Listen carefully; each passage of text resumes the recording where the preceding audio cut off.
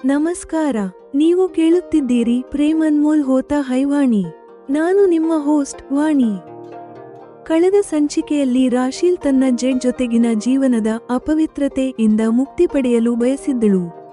ಇಂದು ರಾಶೀಲ್ ಅವರ ಭಾವನಾತ್ಮಕ ಶುದ್ಧೀಕರಣದ ಪ್ರಯಾಣದ ಬಗ್ಗೆ ನೀವು ಕೇಳಲಿದ್ದೀರಿ. ಗುರುದ್ವಾರದಲ್ಲಿ 6 ಗಂಟೆಗಳ ಕಾಲ ಸೇವೆ ಸಲ್ಲಿಸಿ ಹಳೆಯ ಬಟ್ಟೆಗಳನ್ನು ಸುಟ್ಟು ಹಾಕಿದ ನಂತರವೂ ರಾಶೀಲ್ ಮನಸ್ಸು ಅಶಾಂತವಾಗಿದೆ. ತನ್ನ ಪವಿತ್ರತೆ ಶಾಶ್ವತವಾಗಿ ಭಂಗವಾಗಿದೆ ಎಂದು ಅವಳಿಗೆ ಅನ್ನಿಸುತ್ತಿದೆ. ಈ ಕಹಿ ಸತ್ಯದಿಂದ ಪಾರಾಗಲು ರಾಶೀಲ್ ಒಬ್ಬ ಸ್ತ್ರೀರೋಗ ತಜ್ಞರ ಗೈನಕಾಲಜಿಸ್ಟ್ ಬಳಿ ಹೋಗುತ್ತಾಳೆ ಮತ್ತು ತನಗೆ ಡೂಶಿಂಗ್ ಮಾಡುವಂತೆ ಒತ್ತಾಯಿಸುತ್ತಾಳೆ. ಇದೊಂದು ಹಳೆಯ ಮತ್ತು ಅಪಾಯಕಾರಿ ಪದ್ಧತಿ, ಆದರೆ ಅಪವಿತ್ರತೆಯಿಂದ ಮುಕ್ತಿ ಪಡೆಯಲು ಇದೊಂದೇ ದಾರಿ ಎಂದು ಅವಳು ನಂಬಿದ್ದಾಳೆ. ಆದರೆ ಕಥೆಯಲ್ಲಿ ದೊಡ್ಡ ತಿರುವು ಬರುವುದು ರಾಶೀಲ್ ಕೆಲಸದ ಹುಡುಕಾಟದಲ್ಲಿ ನಚಿಕೇತನ್ ಶಾಲೆಗೆ ತಲುಪಿದಾಗ. ಅಲ್ಲಿ ಸಂದರ್ಶನಗಳು ರದ್ದಾಗಿವೆ, ಆದರೆ ಅಲ್ಕಾ ಮ್ಯಾಮ್ ಅವಳನ್ನು ಗಮನವಿಟ್ಟು ನೋಡುತ್ತಾರೆ.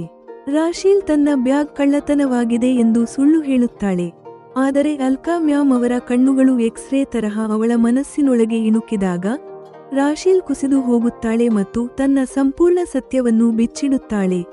ನಾನು ಅವನಿಂದ ತಪ್ಪಿಸಿಕೊಂಡು ಅಡಗಿಕೊಂಡು ಇಲ್ಲಿಗೆ ಬಂದಿದ್ದೇನೆ. ಅಲ್ಕಾ ಮ್ಯಾಮ್ ಮಗಳ ಮೇಲಿನ ಪ್ರೀತಿಯನ್ನು ತೋರಿಸುತ್ತಾ ರಾಶೀಲ್ಗೆ ಶಿಕ್ಷಕಿ ಕೆಲಸದ ಬದಲಿಗೆ ತಮ್ಮ ಉದ್ಯಮದಲ್ಲಿ ಸಾರ್ವಜನಿಕ ಸಂಪರ್ಕಾಧಿಕಾರಿಯ ಕೆಲಸವನ್ನು ಹೇಗೆ ನೀಡುತ್ತಾರೆ ಎಂಬುದನ್ನು ನೀವು ಕೇಳಲಿದ್ದೀರಿ. ಅಲ್ಕಾ ಮ್ಯಾಮ್ ಎಲ್ಲ ಹುಡುಗಿಯರ ಜೊತೆಗೂ ಹೀಗೆಯೇ ಇರುತ್ತಾರೆಯೇ, ಅಥವಾ ರಾಶೀಲ್ ಮೇಲಿನ ಅವರ ಈ ಅಪಾರ ಕರುಣೆ ಯಾವುದೋ ಆಳವಾದ ರಹಸ್ಯದ ಕಡೆಗೆ ಸೂಚಿಸುತ್ತಿದೆಯೇ? ಕುತೂಹಲ, ನಂಬಿಕೆ ಮತ್ತು ಹೊಸ ಜೀವನ. ಪ್ರೇಮ್ ಅನ್ಮೋಲ್ ಹೋತಾ ಹೈವಾಣಿ ಯಲ್ಲಿ ನೀವು ಕೇಳಲಿದ್ದೀರಿ. ಸಂಚಿಕೆ 15. ಅಪವಿತ್ರತೆಯ ಭಾವನೆ ಮತ್ತು ಅಲ್ಕಾ ಮ್ಯಾಮ್ ಅವರ ಅದ್ಭುತ ಉಪಕಾರ. ರಾಶೀಲ್ ಸುಮಾರು 1 ವರ್ಷದಿಂದ ಗುರುದ್ವಾರಕ್ಕೆ ಹೋಗಲು ಸಾಧ್ಯವಾಗಿರಲಿಲ್ಲ. ಇಂದು ಅವಳಿಗೆ ಅಲ್ಲಿ ಸೇವೆ ಸಲ್ಲಿಸುವ ಸೌಭಾಗ್ಯ ಸಿಕ್ಕಿದೆ. 6 ಗಂಟೆಗಳ ಕಾಲ ನಿರಂತರ ಸೇವೆ ಸಲ್ಲಿಸಿದ ನಂತರ ಅವಳಿಗೆ ಅಪಾರ ಶಾಂತಿ ಸಿಕ್ಕಿತು. ಆದರೆ ಹಿಂದಿರುಗುವಾಗ ಅವಳ ಮನಸ್ಸಿನಲ್ಲಿ ಒಂದು ಪ್ರಶ್ನೆ ಉದ್ಭವಿಸಿತು: ಕೇವಲ ಬಟ್ಟೆಗಳನ್ನು ಸುಡುವುದರಿಂದ ತನ್ನ ಅಪವಿತ್ರತೆ ದೂರವಾಗುತ್ತದೆಯೇ? ಈ ಆಲೋಚನೆ ಅವಳನ್ನು ಕಂಗಾಲು ಮಾಡಿತು. ತಕ್ಷಣವೇ ಅವಳು ಕ್ಲಿನಿಕ್ಗೆ ಹೋದಳು. ನಿಮ್ಮ ತೊಂದರೆ ಏನು ಎಂದು ಡಾಕ್ಟರ್ ರಾಶೀಲನ್ನು ಕೇಳಿದರು. ಡಾಕ್ಟರ್, ನನ್ನನ್ನು ವಂಚಿಸಿದ ಒಬ್ಬ ದುಷ್ಟನೊಂದಿಗೆ ನಾನು ವರ್ಷವಿಡೀ ಪತ್ನಿಯಾಗಿ ಬಾಳಿದ್ದೇನೆ. ಈಗ ಅವನಿಂದ ಮುಕ್ತಿ ಪಡೆದಿದ್ದೇನೆ, ಆದರೆ ಅವನು ನನ್ನ ದೇಹವನ್ನು ಅನುಭವಿಸಿದನೆಂಬ ಆಲೋಚನೆ ನನ್ನನ್ನು ಅಪವಿತ್ರಗೊಳಿಸಿದೆ. ಅದು ನನ್ನನ್ನು ತುಂಬಾ ಕಾಡುತ್ತಿದೆ ಎಂದು ರಾಶೀಲ್ ದುಃಖದಿಂದ ಹೇಳಿದಳು. ಇದು ನಿಮ್ಮ ಮಾನಸಿಕ ಸಮಸ್ಯೆ. ಇದಕ್ಕಾಗಿ ನೀವು ಒಬ್ಬ ಉತ್ತಮ ಮನೋವೈದ್ಯರನ್ನು ಭೇಟಿಯಾಗುವುದು ಒಳ್ಳೆಯದು. ಪ್ರಸ್ತುತ ಡೂಶಿಂಗ್ನಂತಹ ಪದ್ಧತಿಗಳು ಅಪಾಯಕಾರಿ, ನಾನು ಅದನ್ನು ಶಿಫಾರಸು ಮಾಡುವುದಿಲ್ಲ ಎಂದು ಡಾಕ್ಟರ್ ಹೇಳಿದರು. ಮರುದಿನ ರಾಶೀಲ್ ನಚಿಕೇತನ್ ಶಾಲೆಗೆ ತಲುಪಿದಳು. ಅಲ್ಲಿ ಅಲ್ಕಾ ಭಾಟಿಯಾ ಅವರನ್ನು ಭೇಟಿಯಾದಳು. ಇಂದು ಸಂದರ್ಶನಗಳು ರದ್ದಾಗಿವೆ, ಆದರೆ ನೀನು ಇಷ್ಟು ದೂರ ಬಂದಿರುವುದರಿಂದ ನಾನು ನಿನ್ನ ಸಂದರ್ಶನ ಮಾಡುತ್ತೇನೆ. ಕೆಲಸಕ್ಕಾಗಿ ಜಲಂಧರ್ನಿಂದ ಇಷ್ಟು ದೂರ ಏಕೆ ಬಂದೆ ಎಂದು ಅಲ್ಕಾ ಮ್ಯಾಮ್ ಕೇಳಿದರು. ಅಲ್ಕಾ ಮ್ಯಾಮ್ ಅವರ ತೀಕ್ಷ್ಣ ನೋಟದ ಮುಂದೆ ರಾಶೀಲ್ ಸತ್ಯವನ್ನು ಮರೆಮಾಚಲು ಸಾಧ್ಯವಾಗಲಿಲ್ಲ. ಮ್ಯಾಮ್, ನಾನು ಮದುವೆಯಾದ ವ್ಯಕ್ತಿ ಒಳ್ಳೆಯವನಲ್ಲ. ಅವನಿಂದ ತಪ್ಪಿಸಿಕೊಂಡು ಅಡಗಿಕೊಂಡು ಇಲ್ಲಿಗೆ ಬಂದಿದ್ದೇನೆ. ನನ್ನ ಬದುಕುಳಿಯುವಿಕೆಗಾಗಿ ಮತ್ತು ಗೌರವವನ್ನು ಕಾಪಾಡಿಕೊಳ್ಳಲು ನನಗೆ ತಕ್ಷಣ ಕೆಲಸ ಬೇಕು ಎಂದು ಕಣ್ಣೀರು ಹಾಕುತ್ತಾ ಹೇಳಿದಳು. ಹಾಗಿದ್ದರೆ ನೀನು ಸರಿಯಾದ ವ್ಯಕ್ತಿಯ ಬಳಿಯೇ ಬಂದಿದ್ದೀಯೆ. ನಿನ್ನನ್ನು ನಿರಾಸೆಗೊಳಿಸುವುದಿಲ್ಲ. ನನ್ನ ಸ್ವಂತ ಉದ್ಯಮದಲ್ಲಿ ನಿನ್ನನ್ನು ಸಾರ್ವಜನಿಕ ಸಂಪರ್ಕಾಧಿಕಾರಿಯನ್ನಾಗಿ ನೇಮಿಸುತ್ತೇನೆ. ನಿನಗೆ ಬರೆಯುವುದೆಂದರೆ ಇಷ್ಟವಿರುವುದರಿಂದ ಅಲ್ಲಿ ನಿನಗೆ ಸುಲಭವಾಗುತ್ತದೆ. ನಿನ್ನನ್ನು ನನ್ನ ಸ್ವಂತ ಮಗಳಂತೆ ನೋಡಿಕೊಳ್ಳುತ್ತೇನೆ ಎಂದು ಅಲ್ಕಾ ಮ್ಯಾಮ್ ಅವಳನ್ನು ಒಪ್ಪಿಕೊಂಡರು.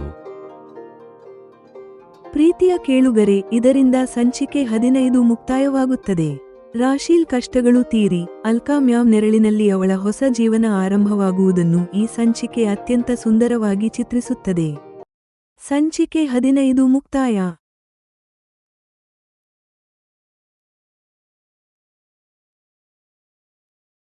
ಎಪಿಸೋಡ್ 16. ನಮಸ್ಕಾರ. ನೀವು ಕೇಳುತ್ತಿರುವುದು ಪ್ರೇಮ್ ಅನ್ಮೋಲ್ ಹೋತಾ ಹೈವಾಣಿ. ನಾನು ನಿಮ್ಮ ಹೋಸ್ಟ್ ವಾಣಿ. ಹಿಂದಿನ ಎಪಿಸೋಡ್ನಲ್ಲಿ ರಾಶೀಲ್ ತನ್ನ ಆಂತರಿಕ ಪವಿತ್ರತೆಯನ್ನು ಮರಳಿ ಪಡೆಯಲು ಲೂಶಿಂಗ್ ಮಾಡಿಕೊಂಡಿದ್ದಳು. ಇಂದು ರಾಶೀಲ್ ತನ್ನ ಜೀವನದ ಅತಿದೊಡ್ಡ ರಹಸ್ಯಗಳನ್ನು ಬಹಿರಂಗಪಡಿಸುವುದರೊಂದಿಗೆ ಅವಳ ಭೂತಕಾಲದ ಕಥೆ ಸುಖಾಂತ್ಯಗೊಳ್ಳುತ್ತದೆ. ಜ್ಯುವೆಲ್ಲರಿ ಶಾಪ್ ಸೇಠ್ ಅವರ ಬದಲಾದ ವರ್ತನೆ ಕೇವಲ ಕಾಕತಾಳೀಯವಲ್ಲ, ಅದು ಅಲ್ಕಾ ಮ್ಯಾಮ್ ಅವರ ಯೋಜಿತ ಸಂಚು ಎಂದು ನೀವು ಕೇಳಲಿದ್ದೀರಿ. ರಾಶೀಲ್ ರೈಲ್ವೆ ನಿಲ್ದಾಣದಲ್ಲಿ ಬೂರ್ಖಾವನ್ನು ಕಸದ ಬುಟ್ಟಿಗೆ ಎಸೆಯುವುದನ್ನು ಮ್ಯಾಮ್ ನೋಡಿದ್ದರು ಮತ್ತು ಅವರ ಡ್ರೈವರ್ ರಾಶೀಲನ್ನು ಹಿಂಬಾಲಿಸಿದ್ದರು ಎಂದು ಅವಳು ಬಹಿರಂಗಪಡಿಸುತ್ತಾಳೆ. ಆದರೆ ಎಲ್ಲಕ್ಕಿಂತ ದೊಡ್ಡ ರಹಸ್ಯವೆಂದರೆ ಅಲ್ಕಾ ಮ್ಯಾಮ್ ರಹಸ್ಯವಾಗಿ ಜಲಂಧರ್ಗೆ ಹೋಗಿ ರಾಶೀಲ್ ಪೋಷಕರನ್ನು ಭೇಟಿಯಾಗಿದ್ದರು. ನಿಮ್ಮ ಮಗಳನ್ನು ನನ್ನ ಸ್ವಂತ ಮಗಳಂತೆ ನೋಡಿಕೊಳ್ಳುತ್ತಿದ್ದೇನೆ ಎಂದು ಅವರಿಗೆ ಭರವಸೆ ನೀಡಿದ್ದರು. ನಿಜಕ್ಕೂ ಮ್ಯಾಮ್ ಯಾವುದೋ ದೇವಲೋಕದ ದೇವತೆಯಂತೆ. ರಾಶೀಲ್ ಒಂದು ಮಾತು ಹೇಳುತ್ತಾಳೆ, ನಾನು ಅಷ್ಟೊಂದು ದೊಡ್ಡ ಬೆಲೆ ತೆರೆದಿದ್ದರೆ ನಿಮ್ಮ ಮತ್ತು ನನ್ನ ನಡುವೆ ಪರಿಚಯವೇ ಆಗುತ್ತಿರಲಿಲ್ಲ. ಇಂದು ನೀವು ಕೇಳುತ್ತೀರಿ, ರಾಶೀಲ್ ಅಮೆರಿಕಕ್ಕೆ ಹೋಗುವ ಮುನ್ನ ನಾವು ಅಕ್ಕ ತಂಗಿಯರಂತೆ ಅಪ್ಪಿಕೊಂಡು ಮಲಗಿದ ಆ ಭಾವನಾತ್ಮಕ ವಿದಾಯ. ನಂತರ ರಾಶೀಲ್ ಅಮೆರಿಕಕ್ಕೆ ತೆರಳಿದಳು. ಆದರೆ ರಾಶೀಲ್ನ ಆತ್ಮೀಯ ಸಂಬಂಧ ನಿಜವೋ ಅಥವಾ ಸುಳ್ಳು? ಅವಳಿಂದ ಕರೆಗಳು ಬಾರದಿರುವುದು ನನ್ನ ಮನಸ್ಸಿನಲ್ಲಿ ಸಂಶಯವನ್ನು ಮೂಡಿಸುತ್ತಿದೆ. ಅದೇ ಸಂಶಯ ನನ್ನನ್ನು ಮತ್ತೆ ಅಲ್ಕಾ ಮ್ಯಾಮ್ ಅವರ ಸೂಪರ್ ಕಿಂಗ್ ಸೈಜ್ ಬೆಡ್ ಬಳಿಗೆ ಕರೆತರುತ್ತಿದೆ. ಈಗ ರಾಶೀಲ್ ಇಲ್ಲ. ಮ್ಯಾಮ್ ಮೊದಲ ಬಾರಿಗೆ ನನ್ನೊಂದಿಗೆ ರಾಶೀಲ್ ಬಗ್ಗೆ ಮಾತನಾಡಲು ಪ್ರಾರಂಭಿಸಿದ್ದಾರೆ. ನನ್ನ ಜೀವನದ ಸರಪಳಿಯ ಸಿಕ್ಕುಗಳು ಈಗ ಬಿಚ್ಚಿಕೊಳ್ಳಲಿವೆ ಎಂದು ನನಗೆ ಅನಿಸುತ್ತಿದೆ. ರಹಸ್ಯಗಳು, ಒಂಟಿತನ ಮತ್ತು ಹೊಸ ಬಹಿರಂಗ. ಪ್ರೇಮ್ ಅನ್ಮೋಲ್ ಹೋತಾ ಹೈ ವಾಣಿ ಯಲ್ಲಿ ನೀವು ಕೇಳಲಿದ್ದೀರಿ. ಎಪಿಸೋಡ್ 16, ಭೂತಕಾಲದ ಶುದ್ಧಿ ಮತ್ತು ಮ್ಯಾಮ್ ಅವರ ಗೂಢಚಾರಿಕೆಯ ಪರೋಪಕಾರ. ಮರುದಿನದಿಂದ ವೈದ್ಯರು ಸೂಚಿಸಿದ ಔಷಧಿಗಳನ್ನು ಬಳಸುತ್ತಾ ರಾಶೀಲ್ ತನ್ನ ಆಂತರಿಕ ಸ್ವಚ್ಛತೆಯತ್ತ ಗಮನ ಹರಿಸಿದಳು. ಈ ಕ್ರಮವು 1 ತಿಂಗಳಿಗೂ ಹೆಚ್ಚು ಕಾಲ ಮುಂದುವರಿಯಿತು. ಮೆಲ್ಲನೆ ಅವಳಿಗೆ ಅನಿಸತೊಡಗಿತು, ಈಗ ಆ ಮನುಷ್ಯನ ದುರ್ವಾಸನೆಯನ್ನು ಅವಳು ತನ್ನ ದೇಹದಿಂದ ಅಳಿಸಿ ಹಾಕಿದ್ದಾಳೆ ಎಂದು. ಒಂದು ಮಟ್ಟದವರೆಗೆ ಅವಳು ತನ್ನ ಪವಿತ್ರತೆಯನ್ನು ಮರಳಿ ಪಡೆದಳು ಎಂಬ ತೃಪ್ತಿ ಅವಳಿಗಾಯಿತು. ನಿಜವಾಗಿ ರಾಶೀಲ್ಗೆ ಪವಿತ್ರತೆಯ ಭಾವನೆಯು ದೈಹಿಕಕ್ಕಿಂತ ಹೆಚ್ಚಾಗಿ ಮಾನಸಿಕವಾಗಿ ಅಗತ್ಯವಾಗಿತ್ತು. ಅದು ಈಗ ರಾಶೀಲ್ಗೆ ಸಿಗುತ್ತಿದೆ. ತನ್ನ ಕಥೆಯನ್ನು ಹೇಳಿ ರಾಶೀಲ್ ಮೌನವಾದಳು. ದೃಶ್ಯ ಬದಲಾವಣೆ. ನನಗೆ ಇದು ಒಂದು ಧಾರಾವಾಹಿಯ ಸುಖಾಂತ್ಯದಂತೆ ಕಂಡಿತು. ದಾರಿ ತಪ್ಪಿದ ಪ್ರತಿಯೊಬ್ಬ ಹುಡುಗಿಗೂ ಒಬ್ಬ ಅಲ್ಕಾ ಭಾಟಿಯಾ ಖಂಡಿತ ಸಿಗಬೇಕು ಎಂದು ನನಗೆ ಅನಿಸುತ್ತಿದೆ. ರಾಶೀಲ್ ಒಂದು ಕ್ಷಣ ತನ್ನ ಭಾವನೆಗಳನ್ನು ಹತೋಟಿಗೆ ತಂದುಕೊಂಡು ಕಣ್ಣೀರು ಒರೆಸಿಕೊಂಡಳು. ನಾನು ಹೋಗಿ ಬಾದಾಮಿ ಹಾಲು ಮಾಡುತ್ತೇನೆ, ನಂತರ ಇನ್ನೂ ಕೆಲವು ವಿಷಯಗಳನ್ನು ಹೇಳುತ್ತೇನೆ ಎಂದು ರಾಶೀಲ್ ಎದ್ದು ನಿಂತಳು. ಈಗ ನಿನಗೆ ಗೊತ್ತು, ಮ್ಯಾಮ್ ನನಗೆ ಕೊಟ್ಟ ಮಾತಿನಂತೆಯೇ ಮಾಡಿದ್ದಾರೆ. ಅವರು ನನ್ನನ್ನು ತಮ್ಮ ಬಳಿಯೇ ಇಟ್ಟುಕೊಂಡರು. ಈಗ ನಾನು ಅವರ ಮಗಳು ಮಾತ್ರವಲ್ಲ, ಸೊಸೆಯಾಗುತ್ತಿದ್ದೇನೆ. ತಮ್ಮ ಸೋದರ ಅಳಿಯನೊಂದಿಗೆ ನನ್ನ ವಿವಾಹವನ್ನು ನಿಶ್ಚಯಿಸಿದ್ದಾರೆ. ನಾನು ಅದೃಷ್ಟವಂತೆ. ನಮ್ಮ ತಲೆಮಾರಿನ ಏಕೈಕ ಪುತ್ರಿ ಎಂಬ ಕಾರಣಕ್ಕೆ ಮನೆಯಲ್ಲಿ ಎಲ್ಲರೂ ನನ್ನನ್ನು ಬಹಳ ಪ್ರೀತಿಯಿಂದ ನೋಡಿಕೊಂಡಿದ್ದರು. ಆದರೆ ನನ್ನ ದುರದೃಷ್ಟದಿಂದ ಒಬ್ಬ ದುಷ್ಟನ ಬಲೆಗೆ ಬಿದ್ದೆ. 1 ವರ್ಷ ನರಕಯಾತನೆ ಅನುಭವಿಸಿದೆ. ನಂತರ ಮ್ಯಾಮ್ ಸಿಕ್ಕಿದರು. ನನ್ನ ಅದೃಷ್ಟ ಮತ್ತೆ ಹೊಳೆಯತೊಡಗಿದೆ. ಇಂದು ನಾನು ಹೊಸ ಜಗತ್ತಿಗೆ ಹೋಗಲು ಸಿದ್ಧವಾಗುತ್ತಿದ್ದೇನೆ. ವಾಣಿ, ಅದು ಕೇವಲ ಕಾಕತಾಳೀಯವಲ್ಲ. ನಾನು ಇಲ್ಲಿಗೆ ಬಂದು ನನ್ನ ಬಳೆಗಳನ್ನು ಮಾರಲು ಹೋದಾಗ ಆ ಸೇಠ್ ಕೇವಲ ನನ್ನ ಬಳೆಗಳನ್ನು ಅಡವಿಟ್ಟುಕೊಂಡು ಮರುದಿನ ನನ್ನನ್ನು ನಚಿಕೇತನ್ ಶಾಲೆಗೆ ಕಳುಹಿಸಿದ್ದರ ಹಿಂದೆ ದೊಡ್ಡ ಕಥೆಯೇ ಇದೆ ಎಂದು ರಾಶೀಲ್ ರಹಸ್ಯ ಬಿಚ್ಚಿಟ್ಟಳು. ನಾನು ಅಲ್ಲಿಂದ ತಪ್ಪಿಸಿಕೊಂಡು ಇಲ್ಲಿಗೆ ಬರುವಾಗ ರೈಲ್ವೆ ನಿಲ್ದಾಣದ ವೇಟಿಂಗ್ ರೂಮ್ನಲ್ಲಿ ನಾನು ಬುರ್ಖಾವನ್ನು ಕಸದ ಬುಟ್ಟಿಗೆ ಎಸೆದಿದ್ದನ್ನು ಮ್ಯಾಮ್ ನೋಡಿದ್ದರು. ಕಾಕತಾಳೀಯವಾಗಿ ಅವರು ಅದೇ ರೈಲಿನಲ್ಲಿ ಬರುತ್ತಿದ್ದರು.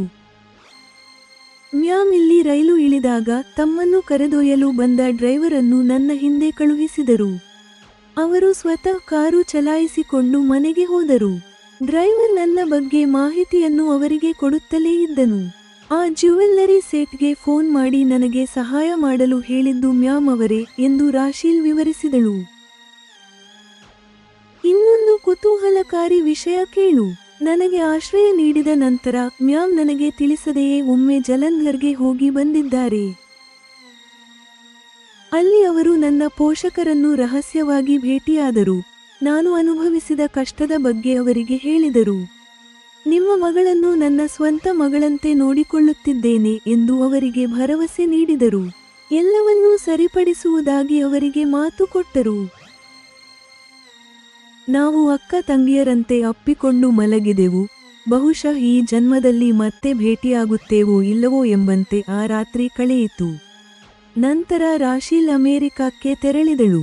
ಅವಳಿಗೂ ನನಗೂ ಇದ್ದ ಸಂಬಂಧ ನಿಜವೋ ಸುಳ್ಳೋ ಎಂಬ ಸಂಶಯ ನನಗಿನ್ನೂ ಇದೆ. ಸೋಷಿಯಲ್ ಮೀಡಿಯಾದಲ್ಲಿ ಅವಳು ಸಕ್ರಿಯವಾಗಿದ್ದಾಳೆ, ಆದರೆ ನನಗೆ ಕರೆ ಮಾತ್ರ ಮಾಡಿಲ್ಲ. ದೃಶ್ಯ ಬದಲಾವಣೆ. ನಾನು ಮತ್ತೆ ವರ್ತಮಾನಕ್ಕೆ ಮರಳಿದ್ದೇನೆ.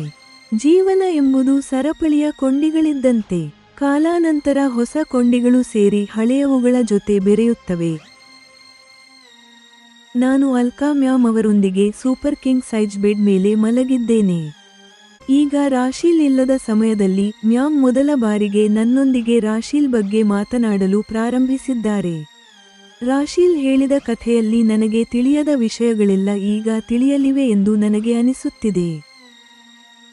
ಪ್ರಿಯ ಕೇಳುಗರೆ, ಇದರೊಂದಿಗೆ ಎಪಿಸೋಡ್ 16 ಮುಕ್ತಾಯಗೊಳ್ಳುತ್ತದೆ. ರಾಶೀಲ್ ಕಥೆಯ ಸಿಕ್ಕುಗಳನ್ನು ಬಿಡಿಸಿ ಸುಖಾಂತ್ಯ ನೀಡುತ್ತಲೇ ವಾಣಿಯನ್ನು ಅಲ್ಕಾ ಮ್ಯಾಮ್ ಅವರ ರಹಸ್ಯಗಳ ಮುಂದೆ ನಿಲ್ಲಿಸಿದೆ ಈ ಎಪಿಸೋಡ್. ಎಪಿಸೋಡ್ 16 ಮುಕ್ತಾಯ.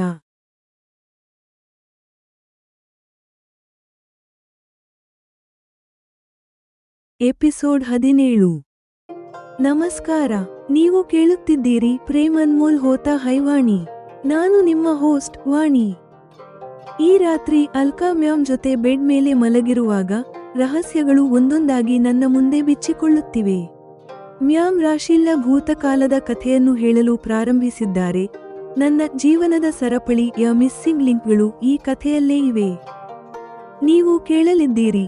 ಬೆಂಗಾಲ್ನಿಂದ ಹಿಂತಿರುಗುವಾಗ ಅಲ್ಕಾ ಮ್ಯಾಮ್ ರೈಲ್ವೆ ನಿಲ್ದಾಣದಲ್ಲಿ ಬುರ್ಖಾ ಧರಿಸಿದ ಮಹಿಳೆಯೊಬ್ಬಳನ್ನು ನೋಡುತ್ತಾರೆ. ಆಕೆ ಓಡಿ ಹೋಗಿ ಶೌಚಾಲಯ ಸೇರುತ್ತಾಳೆ. ಆದರೆ ಆಕೆ ಹೊರಬಂದಾಗ ಒಬ್ಬ ಸುಂದರ ಯುವತಿ ಆ ಕಪ್ಪು ಬುರ್ಖಾವನ್ನು ಕಸದ ಬುಟ್ಟಿಗೆ ಎಸೆಯುತ್ತಾಳೆ.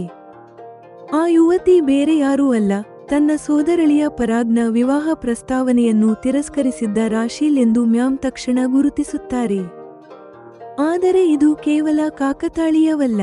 ಅಲ್ಕಾ ಮ್ಯಾಮ್ ಒಬ್ಬ ಡಿಟೆಕ್ಟಿವ್ನಂತೆ ಹೇಗೆ ಕೆಲಸ ಮಾಡಿದರು ಎಂದು ಕೇಳಿ. ಅವರು ರೈಲು ಪ್ರಯಾಣದ ಉದ್ದಕ್ಕೂ ರಾಶೀಲ್ ಮೇಲೆ ನಿಗಾ ಇಟ್ಟರು. ತಮ್ಮ ಡ್ರೈವರ್ ವಸಂತನನ್ನು ರಾಶೀಲ್ ಹಿಂದೆ ಕಳುಹಿಸಿದರು.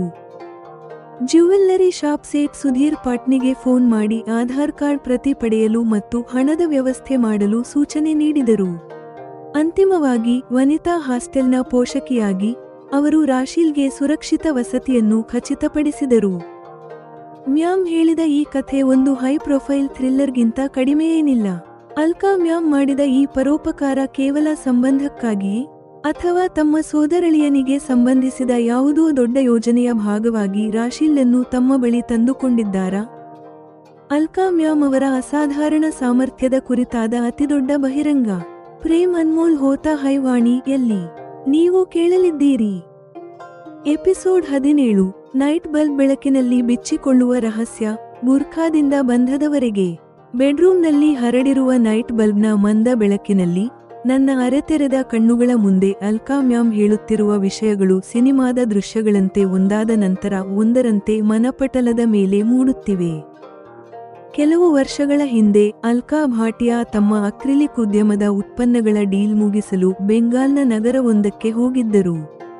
ಸಾಮಾನ್ಯವಾಗಿ ಮಾರ್ಕೆಟಿಂಗ್ ವಿಭಾಗದವರು ಮಾಡುವ ಈ ಕೆಲಸವನ್ನು ಮ್ಯಾಮ್ ಸ್ವತಃ ಮಾಡಲು ನಿರ್ಧರಿಸಿದ್ದರು. ನಿಜವಾಗಿ ಆ ನಗರದಲ್ಲಿ ಮ್ಯಾಮ್ ಅವರ ಸಂಬಂಧಿಕರಿದ್ದಾರೆ. ಅವರ ಮನೆಯಲ್ಲಿ ಶುಭ ಕಾರ್ಯವೊಂದು ನಡೆಯುತ್ತಿತ್ತು. ಅದಕ್ಕೆ ಮ್ಯಾಮ್ ಅವರಿಗೆ ಆಮಂತ್ರಣವಿತ್ತು. ಒಂದೇ ಪ್ರವಾಸದಲ್ಲಿ 2 ಕೆಲಸಗಳಾಗುತ್ತವೆ ಎಂದು ಮ್ಯಾಮ್ ರೈಲಿನಲ್ಲಿ ಪ್ರಯಾಣಿಸಿದ್ದರು. ದೃಶ್ಯ ಬದಲಾವಣೆ. ಕಾರ್ಯಕ್ರಮ ಮುಗಿಸಿ ಹಿಂತಿರುಗುವಾಗ ವೇಟಿಂಗ್ ರೂಮ್ನಲ್ಲಿ ರೈಲಿಗಾಗಿ ಕಾಯುತ್ತಿದ್ದರು. ಆಗ ಅವರ ದೃಷ್ಟಿ ಬುರ್ಖಾ ಧರಿಸಿದ ಮಹಿಳೆಯೊಬ್ಬಳ ಮೇಲೆ ಬಿತ್ತು. ಆ ಮಹಿಳೆ ಓಡುತ್ತಾ ಬಂದು ನೇರವಾಗಿ ಶೌಚಾಲಯಕ್ಕೆ ಹೋದಳು. ಅಲ್ಕಾ ಮ್ಯಾಮ್ ಯೋಚಿಸುತ್ತಿದ್ದಾರೆ, ಈ ಮಹಿಳೆ ಎಸಿ ಕ್ಲಾಸ್ನಲ್ಲಿ ಪ್ರಯಾಣಿಸುವಂತೆ ಕಾಣುತ್ತಿಲ್ಲವಲ್ಲ.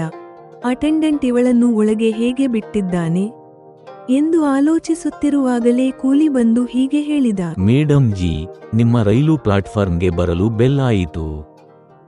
ಸರಿ, ಸಾಮಾನು ತಗೋ ಎಂದು ಅಲ್ಕಾ ಕುರ್ಚಿಯಿಂದ ಎದ್ದರು.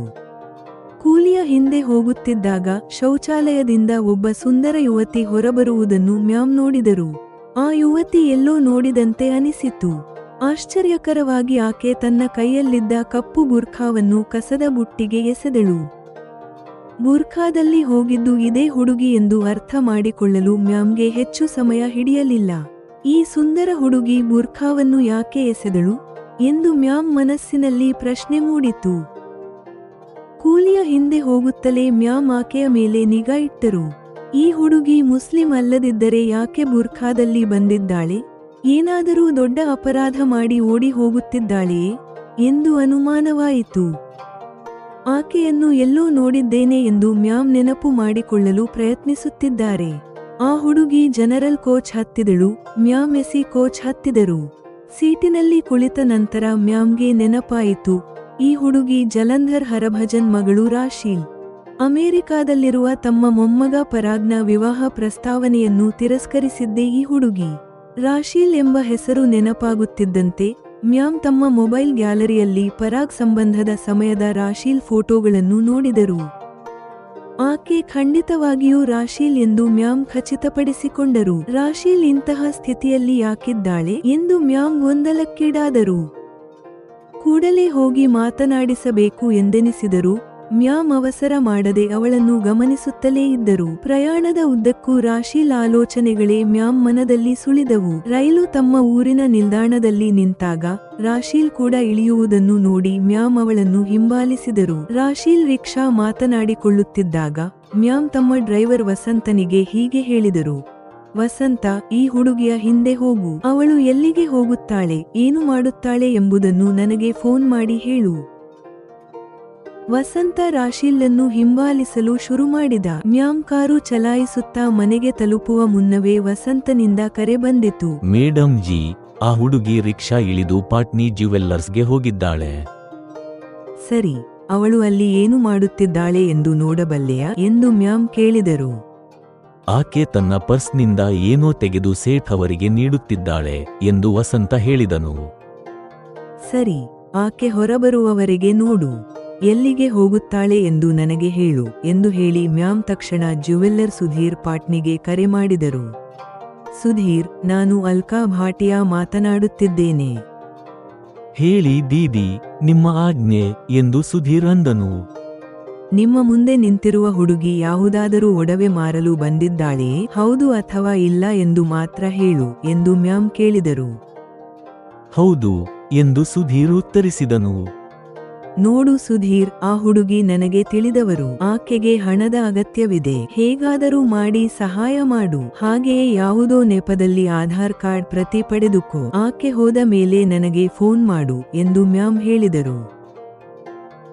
ದೀದಿ, ಆಕೆಗೆ ಬಳೆ ಅಡವಿಟ್ಟುಕೊಂಡು 10,000 ರೂಪಾಯಿ ಕೊಟ್ಟಿದ್ದೇನೆ. ಆಧಾರ್ ಪ್ರತಿ ಕೂಡ ಪಡೆದಿದ್ದೇನೆ. ಅವಳು ಇರಲು ಸುರಕ್ಷಿತ ಜಾಗ ಕೇಳಿದ್ದಕ್ಕೆ ವನಿತಾ ಹಾಸ್ಟೆಲ್ ವಿಳಾಸ ನೀಡಿದ್ದೇನೆ ಎಂದು ಸುಧೀರ್ ಫೋನ್ ಮಾಡಿ ಹೇಳಿದನು. ಮ್ಯಾಮ್ ಕೂಡಲೇ ವನಿತಾ ಹಾಸ್ಟೆಲ್ ಮ್ಯಾನೇಜರ್ ಮನ್ಪ್ರೀತ್ಗೆ ಕರೆ ಮಾಡಿದರು. ಮನ್ಪ್ರೀತ್, ಅಲ್ಕಾ ಭಾಟಿಯಾ ಮಾತನಾಡುತ್ತಿದ್ದೇನೆ. ರಾಶೀಲ್ ಎಂಬ ಹುಡುಗಿ ಅಲ್ಲಿಗೆ ಬರುತ್ತಾಳೆ. ಅವಳಿಗೆ ಒಂದು ಒಳ್ಳೆಯ ಸಿಂಗಲ್ ಬೆಡ್ರೂಮ್ ನೀಡಿ ಎಲ್ಲ ಫಾರ್ಮ್ಯಾಲಿಟಿ ಮುಗಿಸು ಎಂದು ಆದೇಶಿಸಿದರು. ಮೇಡಂ ಜಿ, ಆ ಹುಡುಗಿ ವನಿತಾ ಹಾಸ್ಟೆಲ್ ಒಳಗೆ ಹೋಗಿದ್ದಾಳೆ ಎಂದು ವಸಂತ ಕೊನೆಯ ಕರೆ ಮಾಡಿದನು. ಸರಿ ವಸಂತ, ಇನ್ನು ನೀನು ಬರಬಹುದು. ಮ್ಯಾಮ್ ಅಂದುಕೊಂಡಿದ್ದನ್ನು ಸಾಧಿಸಿದರು. ಪ್ರಿಯ ಕೇಳುಗರೆ, ಇದರಿಂದ ಎಪಿಸೋಡ್ 17 ಮುಕ್ತಾಯಗೊಳ್ಳುತ್ತದೆ. ಅಲ್ಕಾ ಮ್ಯಾಮ್ ಹಿಂದೆ ರಾಶೀಲ್ಗಾಗಿಯೇ ಮಾಡಿದ ವ್ಯವಸ್ಥೆಗಳೆಲ್ಲ ಈಗ ವಾಣಿಗೆ ಸ್ಪಷ್ಟವಾಗಿವೆ. ಆದರೆ ಮ್ಯಾಮ್ ಒಬ್ಬಂಟಿಯಾಗಿ ಯಾಕಿದ್ದಾರೆ ಎಂಬುದು ಮಾತ್ರ ಇಂದಿಗೂ ಒಂದು ಮಿಸ್ಟರಿಯಾಗಿಯೇ ಉಳಿದಿದೆ. ಎಪಿಸೋಡ್ 17 ಮುಕ್ತಾಯ.